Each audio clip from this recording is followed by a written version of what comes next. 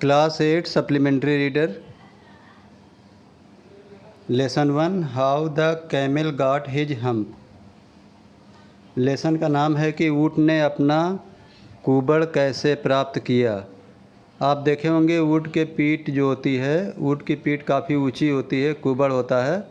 और आपने ये भी जाना होगा कि उस कुबड़ में वह ढेर सारा पानी स्टोर करता है और वो रेगिस्तान में ज़िंदा रहता है। ठीक है, how the camel got his hump, ऊँट ने अपना हम्प या कुबड़ कैसे प्राप्त किया। आइए शुरू करते हैं। The world had just begun, दुनिया की शुरुआत बिल्कुल हो चुकी थी। And the animals were working for the humans, और जानवर लोग इंसानों के लिए काम कर रहे थे। There was one lazy animal that did nothing, एक आलसी जानवर था जो कुछ नहीं करता था। And said nothing but hump, और वो कुछ कहता भी नहीं था, बस वो हम्प हम्प चिल्लाता था। हम्प का मतलब जो पीठ पे कुबड़ होता है उसे हम्प कहते हैं। तो पहले वो हम्प हम्प चिल्लाता था। Even the clever djinn was at his wits end, यहाँ तक कि चालाक जिन भी उसकी इस बुद्धिमानी से परेशान था। जिन क्या होता है, आपने अलादीन की कहानी पढ़ी होगी, और चिराग घिसने पर एक जिन निकलता था, तो जिन ऐसा ही होता है। आइए आगे चलते हैं। इन द बिगनिंग, प्रारंभ में, when the world was new, जब संसार नया था। And the animals were just beginning to work for man, और जानवर लोगों ने इंसानों के लिए काम करना शुरू कर दिया था। देयर वाज ए कैमल, एक ऊँट था। And he lived in the middle of howling desert, और वह एक शोर शराबा वाले रेगिस्तान के बीच में रहता था।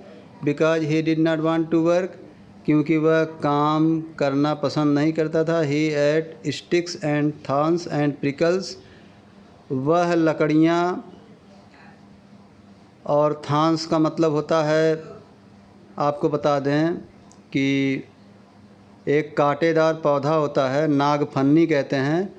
तो वह जो है लकड़ियाँ, नागफन्नी एंड प्रिकल्स और कांटे खाता था। And when anybody spoke to him he said humph, just humph and no more, और यदि कोई उससे बोलता था या बात करता था तो वो सिर्फ हम्प कहता था, सिर्फ हम्प कहता था और कुछ भी नहीं कहता था। Presently the horse came to him on Monday morning with a saddle on his back and said, वर्तमान में एक घोड़ा सोमवार की सुबह अपने पीठ पर एक लकड़ी का स्टैंड रखे हुए वो घोड़ा आया और ऊँट से कहा, camel O camel, come out and trot like the rest of us. ऊँट, हे ऊँट, बाहर आओ और हम लोगों की तरह चाल चलो, यानी घोड़ा चाल चलो। Hump said the camel and the horse went away and told the man, तो ऊँट ने सिर्फ हम्प बोला और फिर घोड़ा वहाँ से चला गया और इंसान से ये बात बताया। Presently the dog came to him, वर्तमान में एक कुत्ता उसके पास आया। With a stick in his mouth and said, अपने मुंह में एक लकड़ी लिए हुए, और उस ऊँट से कहा, क्या कहा, camel O camel, come and fetch and carry like the rest of us. ऊँट, ओ ऊँट, आओ हमारी तरह तुम भी जो है चीज़ों को फेच करो, यानी तुम भी हमारी तरह चीज़ों को एक जगह से दूसरी जगह ले जाओ, जैसे हम लोग ले जाते हैं। हम said the camel and the dog went away and told the man, तो ऊँट ने सिर्फ हम्प बोला या हम्प कहा और कुत्ता वहाँ से चला गया और इंसान से ये बात बताया। Presently the ox came to him with the yoke on his neck, वर्तमान में एक बैल उसके पास आया अपने गर्दन में एक गुलामी की रस्सी पहने हुए। And said, camel O camel, come and plough like the rest of us. ऊँट, ओ ऊँट, आओ और हम लोगों की तरह खेत जोतो या खेत जोतना सीखो। हम said the camel and the ox went away and told the man. तो ऊँट ने सिर्फ हम्प कहा और बैल वहाँ से चला गया और इंसान से ये बात बताई। At the end of the day the man called the horse and the dog and the ox together and said. कह रहे हैं दिन के अंत होने पर इंसान ने घोड़े को, कुत्ते को और बैल को एक साथ बुलाया और कहा, 303 I am very sorry for you. तीनों जानवर, हे तीनों जानवर, मैं बहुत दुखी हूँ तुम लोगों के प्रति। तीनों जानवर का मतलब क्या? कुत्ता, घोड़ा और बैल।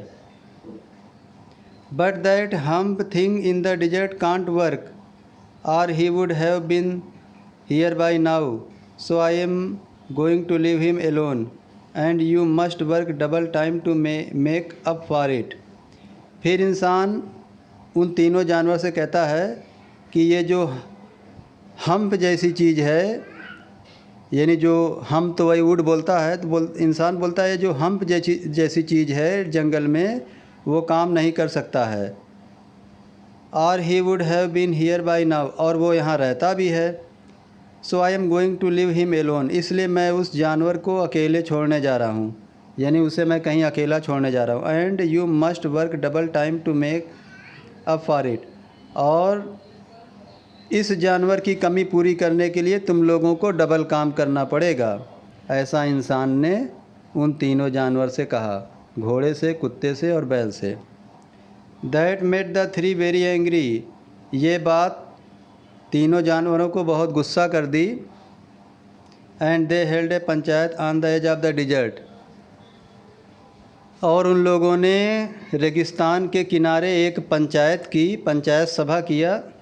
And the camel came chewing कड, और ऊँट जो है वहाँ पे जुगाली करता हुआ आया। एंड लाफ्ड एट देम, और वह उनके ऊपर हंसा। Then he said humph and went away again, फिर उसने हम्प बोला और वहाँ से चला गया। Presently there came along the djinn who was in charge of all desert rolling in a cloud of dust. वर्तमान में वहाँ पर एक जिन आया जो पूरे रेगिस्तान का मालिक था और जो किसी बादल की तरह गोल गोल घूम कर उड़ता था। जैसे आप लोगों ने शक्तिमान देखा था, तो शक्तिमान गोल गोल घूम के उड़ता था, उसी तरह वो जिन उड़ता था। फिर क्या होता है? Djinn of all desert said the horse,